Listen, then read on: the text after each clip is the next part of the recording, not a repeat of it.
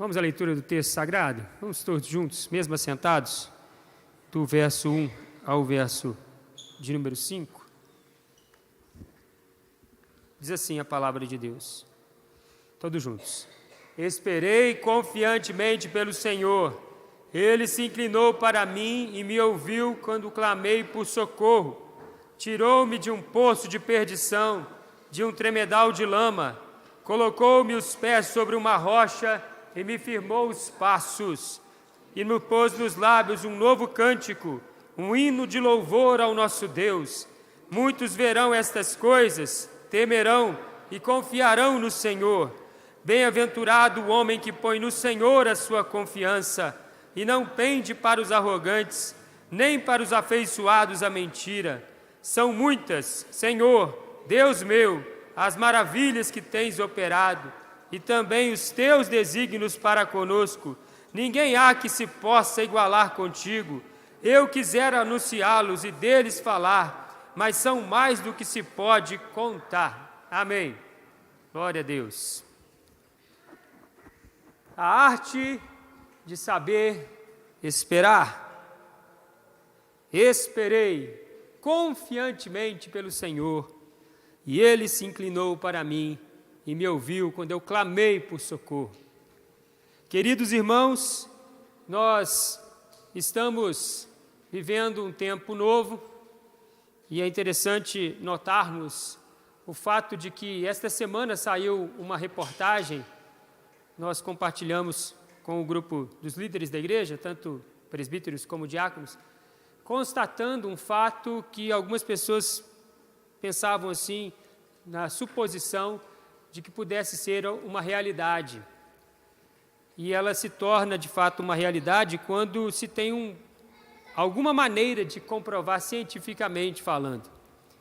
Mas, até 2020, os casos de licença no trabalho por doenças mentais, eles ficavam em torno de 90 mil no Brasil ao ano, até 100 no máximo. A média era essa. E a média de 2024 foi de 473 mil praticamente, arredondando o número.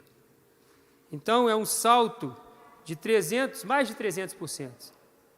Nós temos aí um dado, então, científico de que a ideia é, depois da pandemia, houve um salto muito grande e há um levante, assim, de problemas emocionais, depressivos e ansiedade extremamente alto. E isso está afetando as pessoas no trabalho. Mas e aqueles que não fazem parte de alguma carteira assinada, são microempreendedores? Também, nós não temos esse dado.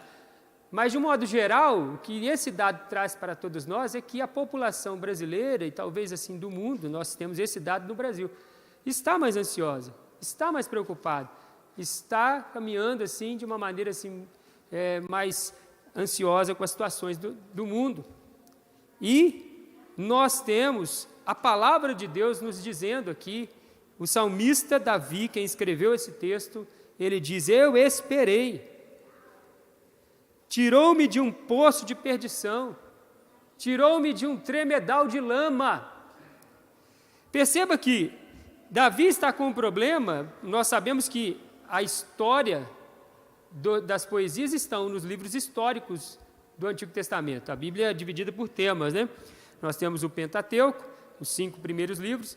Posteriormente, nós temos aí os livros históricos e os livros poéticos e os proféticos, acontecendo no mesmo tempo. Enquanto havia um rei dirigindo a história do povo de Israel, tinha poesias e tinha também profecias dos profetas. Então, você sabe muito bem que esse dado é um dado histórico, mas nós não temos, de acordo com o salmista, qual é a situação que ele estava passando. Porque, geralmente, por exemplo, no Salmos 3, Davi escreve: eu escrevi esse salmo quando estava fugindo de Absalão, meu filho. Aí tem um dado histórico. A gente sabe qual foi o momento. Aqui nós não sabemos o que Davi estava passando, mas a ideia é de que ele estava passando por uma situação extremamente difícil. Quando ele fala duas comparações, ele faz poço de perdição, tremedal de lama. E o que ele faz? Ele ora. Porque a chave do versículo está justamente no final. Eu esperei confiantemente pelo Senhor, e Ele se inclinou para mim e me ouviu quando eu clamei, quando eu orei, quando eu busquei a graça, quando eu busquei a presença de Deus, o Senhor me ouviu. E o que Ele fez comigo? Me tirou do poço de perdição, me tirou do tremedal de lama e me pôs nos lábios um novo cântico. Está aí aqui algumas instruções sobre louvor também. Me pôs nos lábios um novo cântico, um hino de louvor ao nosso Deus, e esse louvor alcançou, porque essa notícia anunciada por esse louvor e por essa história alcançou muitas pessoas. O louvor, ele alcança pessoas. Então, nós temos aqui ensinamentos maravilhosos para todos nós. A pastoral diz: a paciência é uma grande virtude que precisa ser recebida como uma arte imensurável, de imensurável valor. Quando sabemos esperar e sabemos descansar em Deus, superamos os problemas com maior facilidade e tranquilidade, além de não corrermos o risco de cometermos erros graves e crassos. Nós temos visto também um levante nos nossos dias de pais preocupados aí, talvez, com tratamentos dos filhos. Nós estamos vendo alguns psicólogos, homens e mulheres, se levantando para dizer assim: as crianças estão sendo medicadas por demais. O remédio é uma bênção, uma satisfação grandiosa saber que Deus permitiu ao homem entender e compreender cientificamente falando um remédio que faz bem para a saúde, que vai ajudar o menino a melhorar, mas em alguns momentos, em grande parte dos momentos, está sendo dado muito remédio. Eu como pastor, já vi ovelha, não estou falando aqui, né, porque não tem problema nenhum, mas eu já vi ovelha minha procurar 8 psiquiatras. E o 8º falou assim: então, está aqui o remédio controlado para você dar para o seu filho. O 8º. Eu falei: minha filha, não, pastor,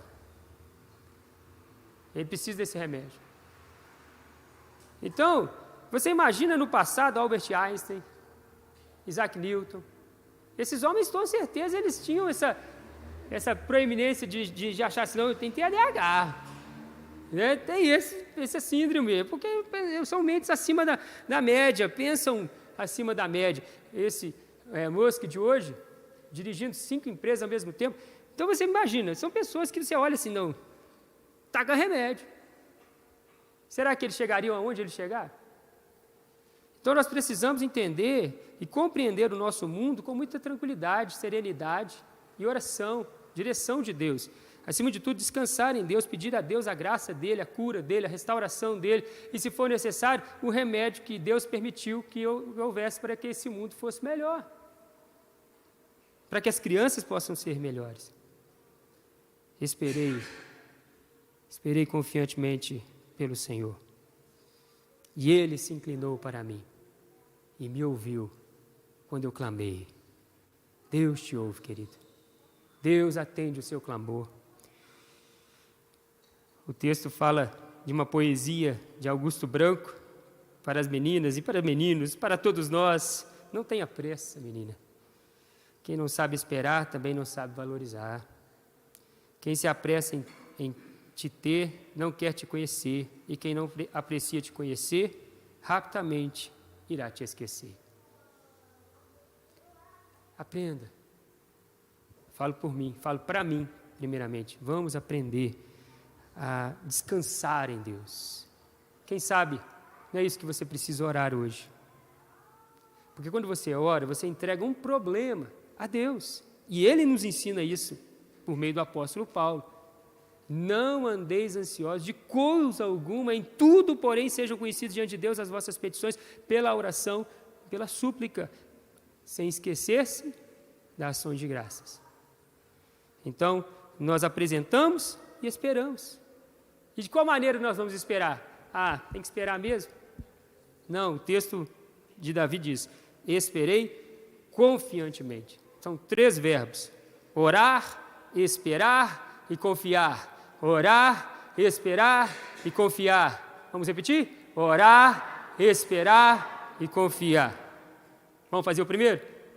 Para a glória de Deus. Esse ensinamento é de grande valia para meninos, para meninas, para todos nós. Se você quiser se colocar de pé, oh Deus, eu preciso aprender a esperar, preciso aprender a orar mais, a entregar mais, a confiar mais. Toda essa ansiedade tem trazido tanta preocupação, tantas angústias.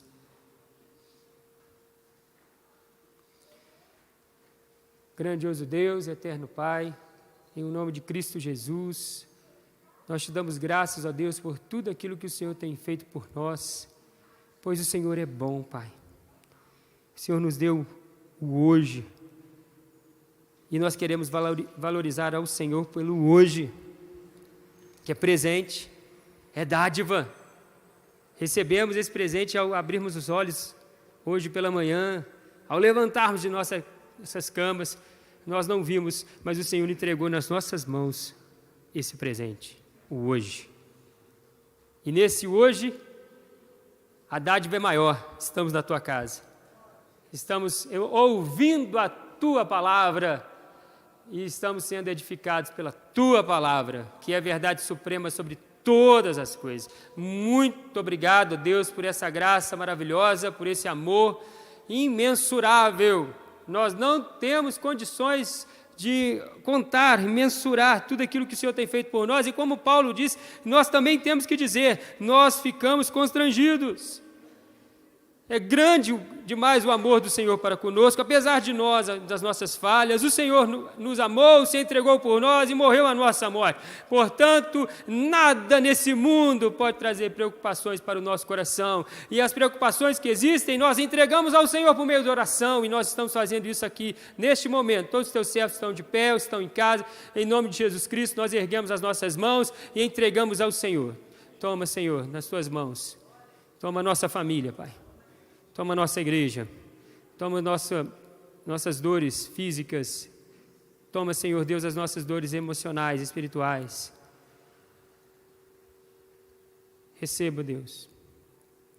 Assuma o controle como nosso advogado, que é fiel, que é poderoso, para fazer infinitamente mais de tudo aquilo que possamos pedir, pensar ou imaginar.